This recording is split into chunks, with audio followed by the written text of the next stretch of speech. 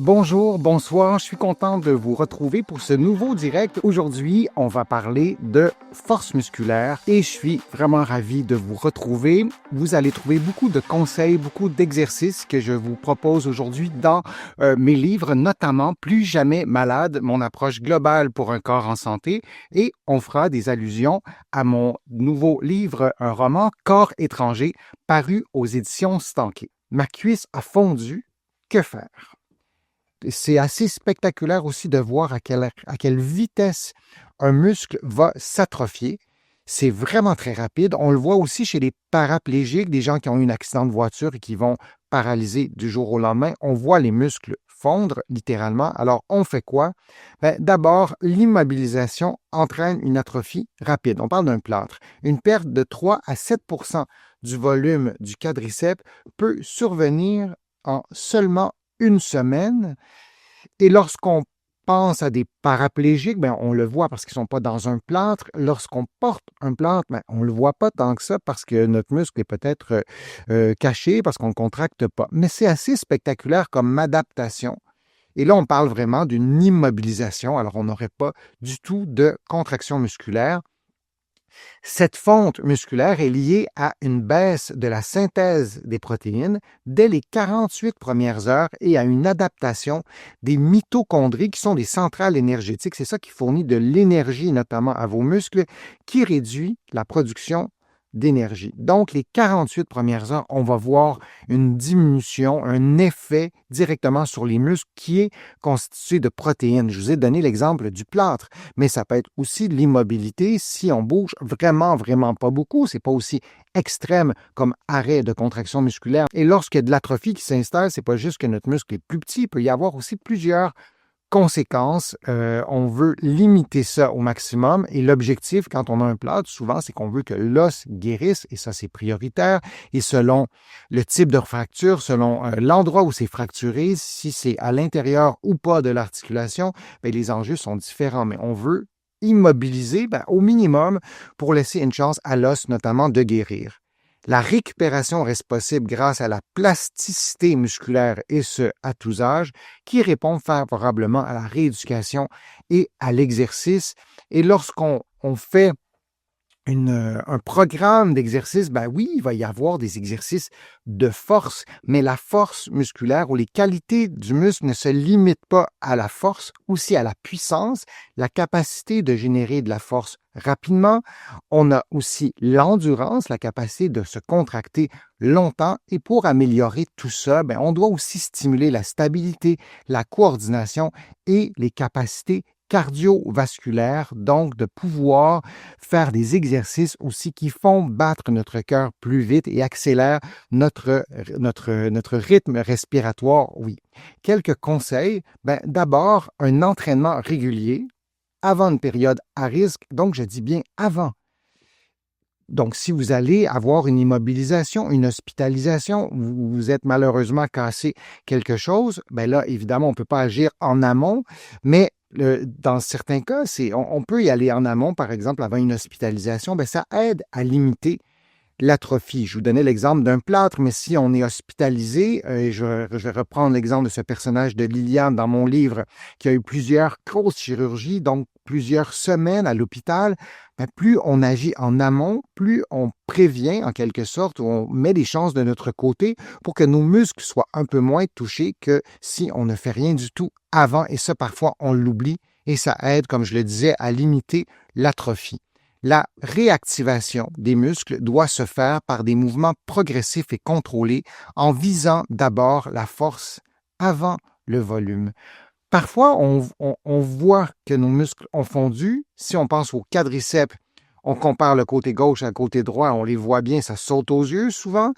Et oui, on peut prendre ça comme mesure, le volume du muscle, mais ce qui est important, c'est la force, la capacité de générer de la puissance, l'endurance et parfois l'atrophie. Ce n'est pas l'indicateur de choix. On peut le mesurer soi-même. On peut consulter un professionnel de l'activité physique pour le mesurer aussi. Mais si on a notre force, si on a notre endurance, la capacité de générer de la puissance et on a une atrophie qui persiste, ben, c'est peut-être un moindre mal que d'avoir de cocher négativement tous les items que je viens d'énumérer, mais de se fier vraiment à la force avant de se fier uniquement au volume.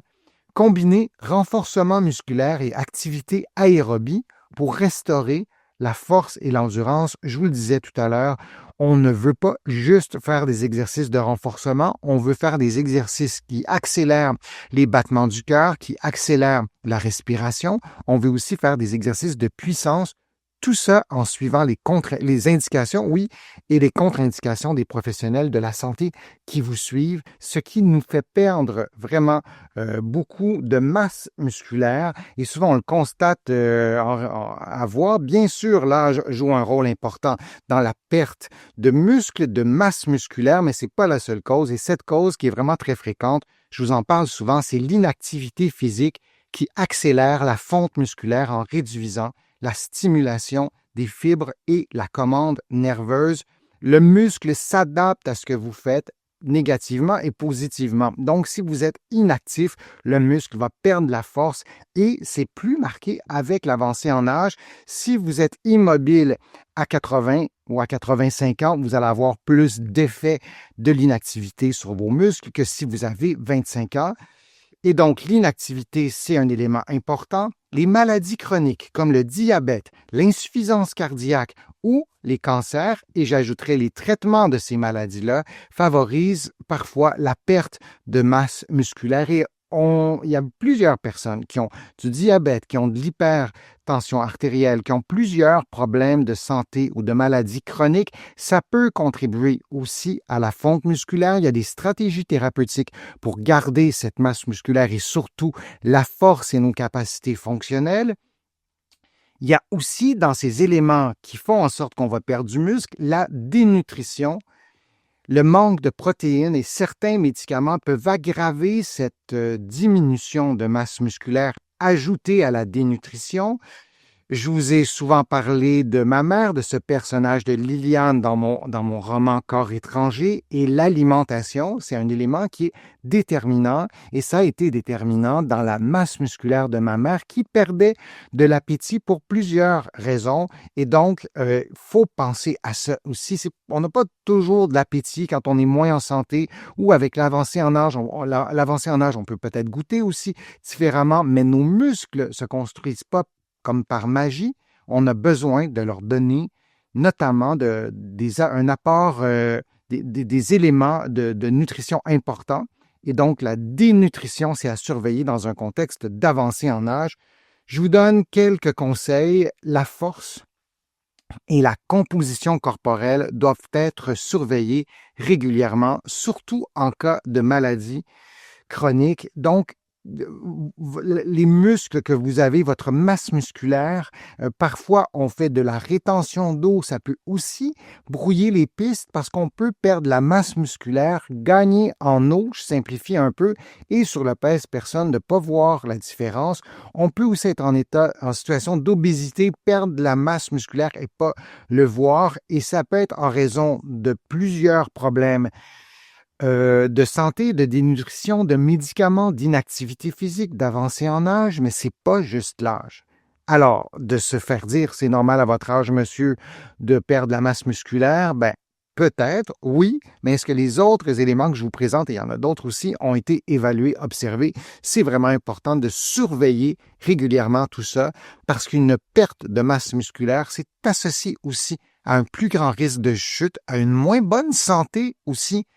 Je vous le répète, mais les muscles, ça ne sert pas juste à la contraction, ça sert aussi à votre santé. Il y a des choses qu'on peut faire. On s'informe auprès des professionnels de la santé qui nous suivent, du chirurgien par exemple, et des indications et des contre-indications. Mais il y a vraiment plein de choses qu'on doit faire, qu'on doit bien faire au bon moment. Et le muscle, c'est une machine d'adaptation qui fonctionne vraiment très bien. Alors aussi bien en profiter. Je vous remercie de votre présence. Je vous remercie de vos questions. C'est toujours agréable de vous présenter mes contenus. Vous pouvez les rattraper sur ma chaîne YouTube. Vous utilisez la petite loupe, vous cliquez, vous entrez des mots-clés et vous allez trouver toutes mes vidéos. Il y en a des centaines et des centaines, ou plutôt des milliers. Merci aussi pour vos contributions. Sans elles, vous le savez, je ne pourrais pas vous présenter autant de nouveaux contenus et ça me fait plaisir de le faire. Vous allez trouver beaucoup d'articles, beaucoup d'informations sur mon blog, sur mon site web, le www.denisfortier.ca et vous allez trouver aussi beaucoup d'informations dans mes livres, notamment dans mon livre Plus jamais malade, mon approche globale pour un corps en santé et mon roman Corps étranger. Mes 2 livres sont disponibles ici au Québec et de l'autre côté de l'Atlantique. Et vous allez trouver aussi plusieurs autres de mes livres. J'en ai écrit plusieurs. Donc, merci encore une fois d'être là. Merci pour vos questions. Je suis Denis Fortier et je vous dis à une prochaine fois, un prochain direct, à une prochaine vidéo.